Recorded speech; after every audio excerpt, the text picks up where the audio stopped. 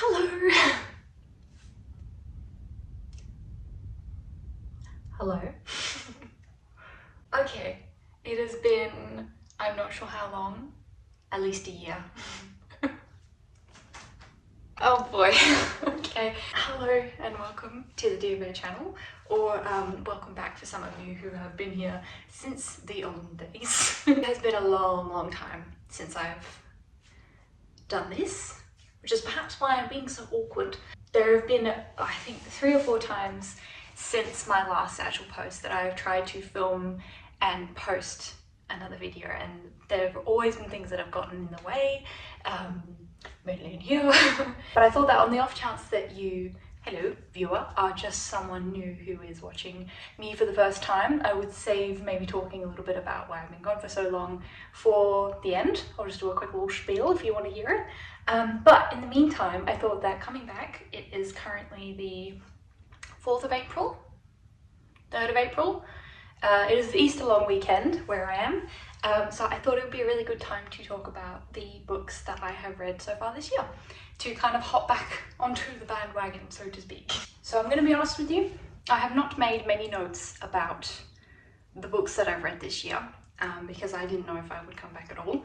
So my memory is a little shoddy, but so far I've read 15 books this year. I work full-time, so most of the time I read in my afternoons or on my weekends, and depending on the kind of book, it can take me a little while to get through a book.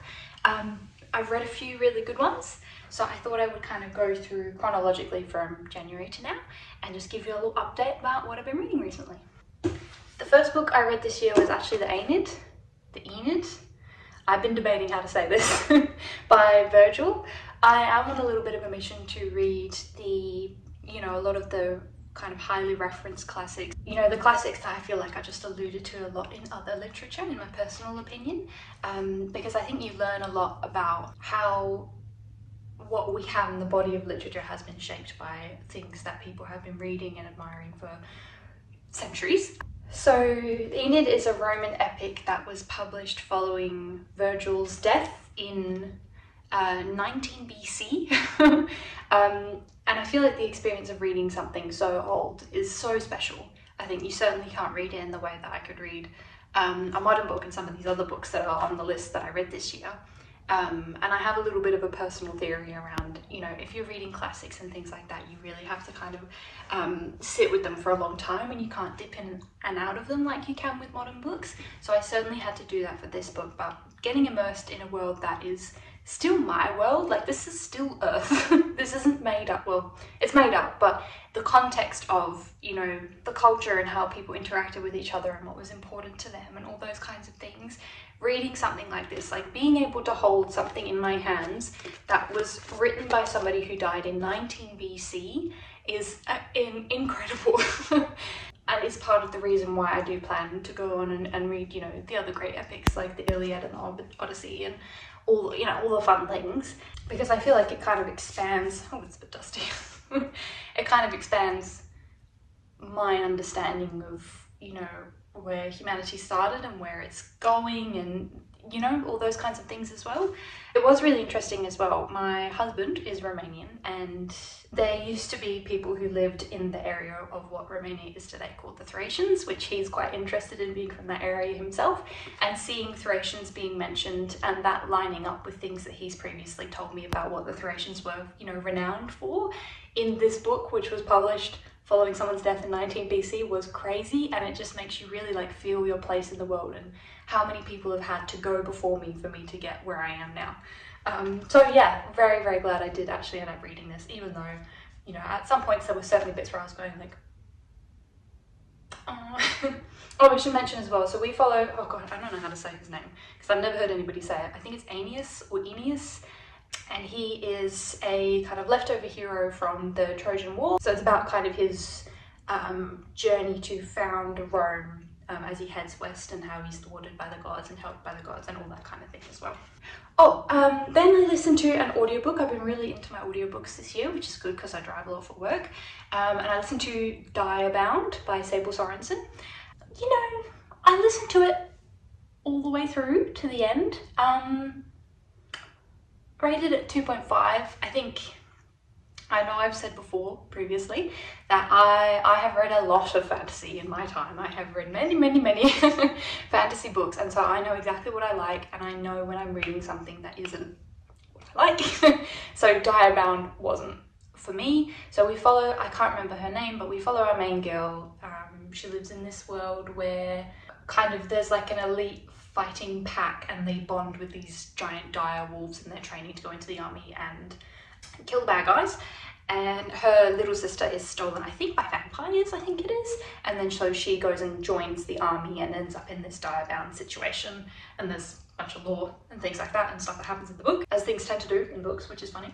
Yeah, I found the plot a bit cliche. I found the romance very predictable. I found the spice, ooh, I'm not opposed to spice in books, but there are some things, for example, pet names, that really made me just clench. that really just, I can't do it. No, thank you. And so there was a fair amount of that in the book where I was kind of like just going, while I was driving and just waiting for it to be over and done with.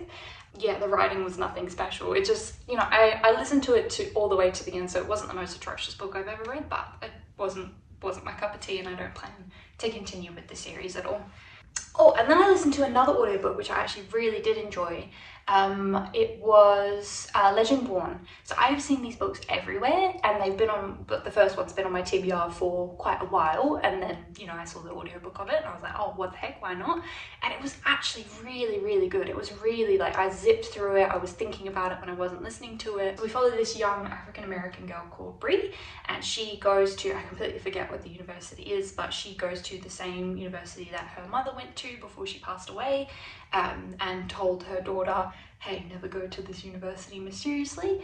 And she discovers this secret kind of enclave of magical mages and knights, and it's all kind of based around the Arthurian legends. And it was just really good. It was so engaging. I loved all the characters. It moved quite quickly. I loved what she did with the legend and how she kind of twisted it and linked it to modern issues around racism and the history of that and how that's been erased. I don't want to kind of talk about it too much because I think I went into Legendborn knowing zip and zil about it, just about the covers, and that people tended to really enjoy those books, and I think it just made my experience reading the first one really good. So yeah, I do highly recommend, as you know, someone who knows what my fantasy taste is. Legendborn was good. It is a young adult, which I can be quite touch and go with young adults sometimes, but this one in particular was really great. I thrifted, which was really lucky, My Brilliant Friend by Elena Ferrante. I was super excited to read this because I know it was awarded, oh gosh, I forget what the award it was given was. It was something about like the best book of the 19th century or the 20th century so far, don't quote me on that, but whatever it was an award that was prestigious enough that I was like, damn, why that book? So I was able to read it. So this is the first book in a quartet, the Neapolitan Quartet, and we follow two young girls growing up in Naples called Elena and Lila. Oh man, so it's very slice of life. It's very poignant, following a young child who is growing up and beginning to understand the world around her, but seeing it through a child's lens and the kind of warped way that she reasons with things and how she views the characters around her. And oh my god, it was incredible. It reads like a biography. Biography. Yeah, the writing was so stunning. I think I'm not usually somebody who tends to really underline or annotate books. I tend to be somebody who just sits and gets sucked into it, but when I started this book I was like, where's my pen? And I was kind of reading things to my husband as I was reading. Yeah, it was really good. Just catch me rereading the book right now. I think all of the characters were so complicated and real. Yeah, like I said, it felt like a real story, and I do highly recommend it if you're somebody that likes to really get into like a character study, or even getting into another kind of culture. So the writer is Italian, I'm pretty sure. And I always think that just reading translated fiction and understanding, just like being able to hear just in the things that a writer writes as though it's obvious about what is the most important thing and how we should think about something in a certain time or context, it's amazing. I will always say that in this life I only get this place in this body and this, you know, culture and this mind, and through reading I get to, you know, become, you know, a young girl in Italy in the 1960s, growing up in a very kind of low socioeconomic background, and the most important thing to me being getting married or doing well in school, and that, like, the barriers to that are so different to anything that I've ever experienced. So all of that to say, that was very, very good. And I understand why it was awarded, and I'd love to read more if I can read them as well. Oh, okay, so then I read the next 2 books in the Legendborn cycle, so it's a trilogy. So I read Bloodmarked first. Bloodmarked I enjoyed nearly as much as the first one. So we kind of follow the same set of characters, but they go on kind of a journey together. I can't really tell you what it's about without spoiling the first one. But yeah, I felt like I was just as engaged in Bloodmarked as I was in Legendborn, and I liked the way the story was added onto and developed so that it could continue. But then I did find that in the 3rd book, Oathbound, it fell off for me. I still listened to it all the way in the end because I feel like the first 2 books did a really good job of making me invested in those characters and what was going to kind of happen for them. But I did find myself kind of like, I listened to them both as audiobooks, and I did find myself checking how long was left in the last audiobook because I was kind of like, we're just talking. Like, it felt like there was a lot of like talking and talking and talking and not a lot happening, and the same sort of conversations happening all over again. Yeah. So it dragged a lot more, but I was invested in the story and the characters still, so I did finish it. And I think when the next one comes out, because of the way the 3rd book ended, I will still be reading it just to see how, you know, I think it had a little bit of like middle child syndrome, where she was trying to get, oh, I hear my dog. Come here, come here. I got a dog. Come here, come here. So since I've been gone, I got a dog. This is Tommy. She's a Irish Wolfhound cross an American Bulldog, so she's a big wolfer. And she's currently sniffing. That's where her lead is. So she's kind of letting me know that she's ready for a walk, huh? Good girl. You're good girl. Goodness. Yeah. So she might hang out with us, maybe. Oh, am I boring you? Oh, that's the spot. Oh, that's the spot. Are you done? I'm just gonna open the door for her. Yo, you can come back if you want to. I'll leave the door open so she can come back if she would like to. Okay, what did I read then? Oh, then I read a 5-star. Oh, okay. Then I read Wild Reverence by Rebecca Ross. Oh, I can hear her coming back. Hi! What's going on? So I've previously read the Divine Rivals duology by the same author. I really enjoyed Divine Rivals. That was one of my favourite books in the year that I read it. But then the second book, Ruthless Vows, I think I DNF'd it. I was just like, oh, this isn't adding to what I wanted from the story, and I don't really need to finish it. But this one was incredible. I was a little bit apprehensive because of DNFing Ruthless Vows, but so we follow a kind of like a minor goddess called Matilda. So she's a messenger goddess, and it's set in the world of Divine Rivals, but I don't think you would need to read Divine Rivals to understand all what's going on in this book. And it's about how she meets kind of like a young lord in this medieval setting called Vincent of Beckett in her dreams, and kind of about how they grow up and how their stories intertwine, and all the shenanigans that happen because of this. And the writing was beautiful, the setting was beautiful. I very much enjoy very kind of nature-orientated stories, stories that talk about like what the sky looks like and what the trees look like and what are the flowers doing in the water, and all of that sort of thing. And this is very much so one of those books, and it read like a legend, which I think is very much so what the author was aiming for. And it had me on the edge of my seat a few times where I feel like this author she's not adverse to writing like a tragic ending or a tragic plot point. So there were a few times where I was like, don't do it. Don't do this to me. So I won't spoil how it ends, but I think the ending was perfect. It was really beautiful, and I really enjoyed it and highly recommend it. Don't be put off if you didn't enjoy Ruthless Vows, because this is a good book.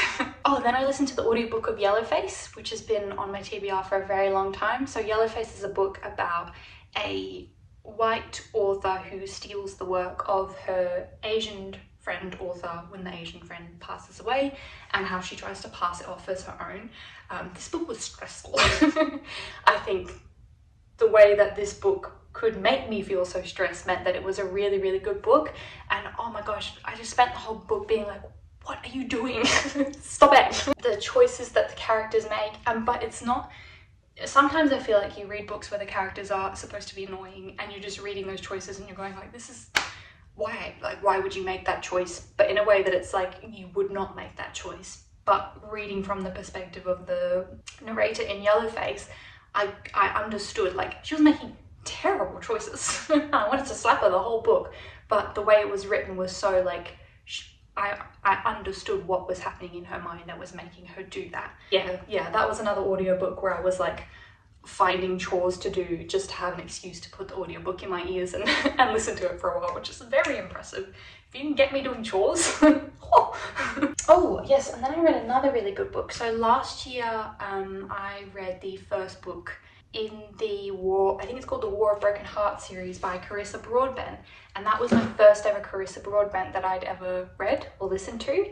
I'm always a little bit kind of cautious of new fantasy authors that are very popular because, like I said, I've read a lot and I always get a little bit worried that I'm not going to, that I'm not going to enjoy it and that I'm going to be missing out on. Anyway, so I really, really enjoyed the first one, which is Daughter of No Worlds, and so I read the second one this year. They were published a while ago, I believe, but they're being kind of republished with new covers and materials, so I've been picking up the newer editions while they're being published. I think if you like Throne of Glass, then you'll really, really enjoy this series. It's got the same sort of like grit to it.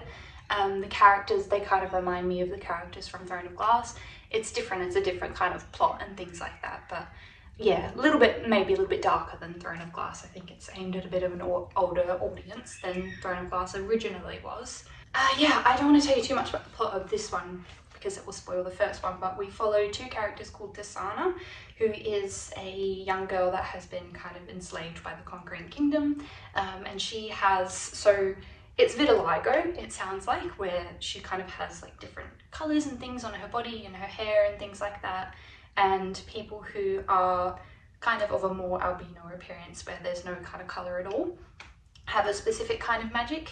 I believe it's kind of mind orientated magic, and then there's another kind of magic where it's fire orientated magic. So Tisana has a little bit of magic, I think to do with illusions, and she gets wrapped up, all this sort of thing, as she goes to another kingdom and meets this ex-soldier, grumpy, kind of pessimistic guy called, I think it's like Maxentarius, but she calls him Max, and it's kind of about how their stories converge and they get wrapped up in this big old kingdom-wide conspiracy, and they get wrapped up with some kind of ancient, dangerous magic. It's, really, really enjoyed it, and I do really, really recommend these books. I think the third one has recently been published, like republished, so I'm looking out for it in the shop so I can finish the trilogy. Then I read Clara and the Sun by Kazuo Ishiguro. I've really been getting to, the sun is coming for me a little bit there. I've really been getting to books that have been on my TBR for a long time this year because I'm trying to cut down on how many books I'm buying. But Clara and the Sun is basically about Clara, who is a artificial friend, so a robot that is designed to keep children company, and it's about the child who is sick that she is bought by and assigned to take care of, and about how Clara navigates the world that she goes into. So Kazuo Ishiguro, he writes really poignant dystopian worlds, and I've also read Never Let Me Go, and both of these stories kind of evolve around how that dystopian future world could impact children, which I find really, really interesting. And this was sad. This was a sad book. I think it's not a super quick-paced book. I feel like when you're reading a Kazuo Ishiguro, you shouldn't go into it thinking it's going to be like a very kind of read. I think it's very much so, if you slow down and you sit with a lot of the themes that he introduces, then you get the most out of it. And I think I had to remind myself to do that a few times with this book, but yeah, the symbolism in his books is the strongest point, and the way it's written is so simple that it's easy for you to get there. I feel like there's always side characters within Kazuo Ishiguro's books that you just feel so much for, and they're the ones who kind of carry the message of what this dystopian world that Kazurishkura's writing does to them, if that makes sense. Then I read Their Eyes Were Watching God. Look at this. Isn't that a beautiful book? Look at that. It's like shining on the wall right now. So I read Their Eyes Were Watching God by Zora Neale Hurston. Yeah, this one I picked up in a thrift store because I'd heard of the title before. I think I was kind of attracted to the spine. And I'd heard of the title before, but I didn't know much about what it was about. So this was written, I think before the 1950s by an African-American woman. And it follows a young African-American woman called Janie Taylor. And it basically follows her life and about, you know, what was normal for her and what needed to happen for her to survive. And this was a sad book. I'm not going to say why it was a sad book because that will spoil it, but I felt so much frustration reading this and you just want to like give the characters a hug. There's a foreword written by Zadie Smith, which I think was very powerful. There are things in this book that, because of my skin color and my context, that I will never be able to fully relate to and feel. But I think it's really important to read books like this because they remind you that, sounds corny, but it reminds you of your privilege, right? My privilege of where I live and who I am in the time that I live in and how much that contributes to the ease with which I live. You know, despite my own trials and tribulations, it makes you grateful, I think is what I'm trying to say. Oh, this one's been sitting here. You might have been able to see it. Then I read The Housemaid. I have a friend who's been reading a lot of Frida McFadden and she kept asking me like, have you read any? Have you, is it time? And so I finally picked this up at a Kmart. Oh, Tovi is guarding the house. Don't mind if you can hear her barking. That sun is coming for me a little bit. I think I had a day off the day after I picked up this book and I just finished another book. So I picked up this book and read it in a day, neglected everything else that I was going to do that day. This was so absorbing. It read like a Netflix TV movie, which funny enough it is now a movie. And I can understand why, because this is perfect material for that kind of visual form. So we follow, what's her name? Millie, there we go. We follow a young woman named Millie who gets a job as kind of like a housemaid babysitter for this family. She has a criminal record, so she's kind of just trying to do what she can to get into this role. And I don't want to tell you much about what happens in this book because, again, I went into this not knowing much about it, but just knowing that it was very enjoyed by a lot of people, and that really helps my reading experience. I think the writing is very, very engaging. It's super easy. The chapters are short. This is a book that you can pick up and read 15 minutes of and put down if you want to put it down. So I'm very glad to have finally read it and understand why people enjoy it so much. I think it's also a super helpful maybe entry point for people that haven't read much before but are interested in getting into reading. If you are like that, or if you know someone like that, I think recommending a book like this, if they don't mind a little bit of like a thriller horror element, psychological horror, that kind of thing, then this will get them going for sure. Okay, and then last 3 books that I have read this year. So then I read The Colour of Water by James McBride. So this one I also saw in a thrift store. I actually didn't know at the time that I was picking it up, but this is the author of The Heaven and Earth grocery store, which I read a little bit about after I finished this book and realised. And I would really like to read The Heaven and Earth grocery store because that book I think is based on his own life experiences, this being his biography of his life experiences. So James McBride grew up in, I believe it's the 1960s, and he had an African-American father and a Jewish mother that didn't tell him that she was not African-American and was in fact a Jewish lady for pretty much his whole childhood, but he was acutely aware that she was different in some way. So yeah, a bit of a setting. Similar to reading old kind of classics and things from completely different time periods, I love a biography from someone whose life experience is so different from mine. This book made me tear up. It broke my heart. It made me laugh. In the world that we live in and the times that it be, it's very, very important to consume perspectives outside of your own and to understand lives and ways of living outside of your own. because how will we ever get anywhere if all we know is our own experience, and that's the only lens through which we can see the world. So yeah, I found this a really good read, maybe a little bit slow in the middle, but I think I was just having a little bit of a case of like a dopamine addicted brain at the time, you know, when you kind of fall into getting really stuck on things like TikTok and YouTube and Instagram Reels and that kind of stuff. I can find that impacts my reading because I find it harder to sit down and get absorbed into a book. But yeah, I really enjoyed this. I found myself Googling him and his family after I finished the book, because I think this was published in the 1990s, to see what had kind of happened to them and how they'd gone. Yeah, it does have pretty potentially triggering content as well. So if you are interested in reading this, I would just kind of touch base with that and make sure that you're okay with that before you get going. Okay, and then, all right, last two books that I've read recently. Having had such great experience with the War of Broken Hearts series by Carissa Broadbent, I picked up the series that I feel like she's most well known for currently, which is the, oh, I don't even know what this is called, what's it called? The Nightborn Duet, which was her first kind of step into a new world following finishing that original trilogy, and I think what really catapulted her into the mainstream a lot more. So first I read The Serpent and the Wings of Night, and then after that The Ashes and the Star-Cursed King. So we follow the adopted human daughter of the vampire king. Her name is Araya, and she's kind of going into this trial organized by kind of like the goddess of night who looks after the vampires, so that she can then become powerful in the way that vampires are and be able to do all these things that she can't do because she's currently human in her context. I won't tell you too much more about it so I don't spoil it. Yeah, I found the first book really, really good. I must say I didn't enjoy it as much as The War of Broken Hearts, the two books that I read from that series so far, which I found interesting because I feel like these are currently a lot more popular. There is romance in this book in particular, the first one.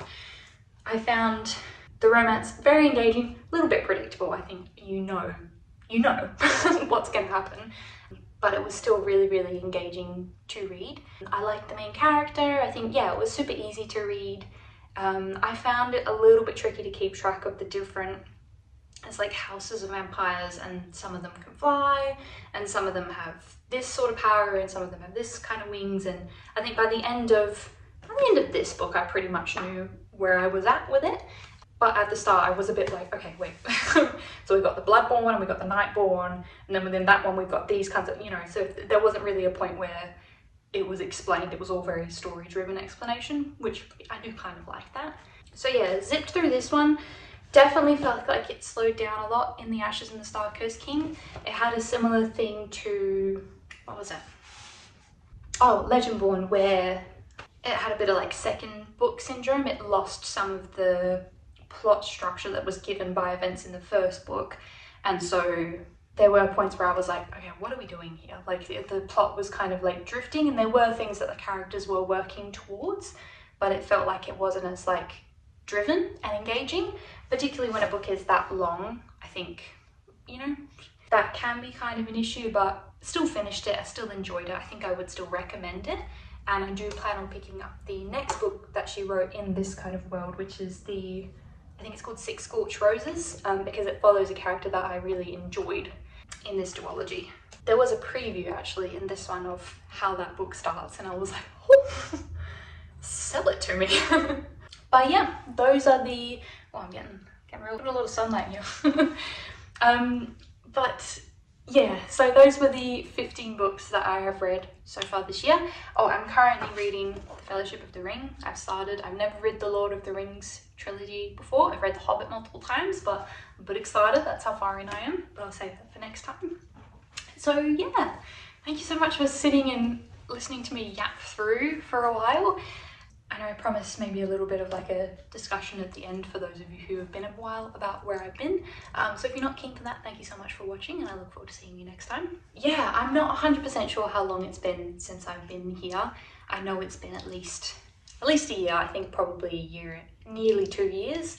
As the usual thing, a lot of things happening in my own life where unfortunately when you only have so much mental capacity, some things have to get sacrificed, and it was my being able to talk about books and that kind of thing.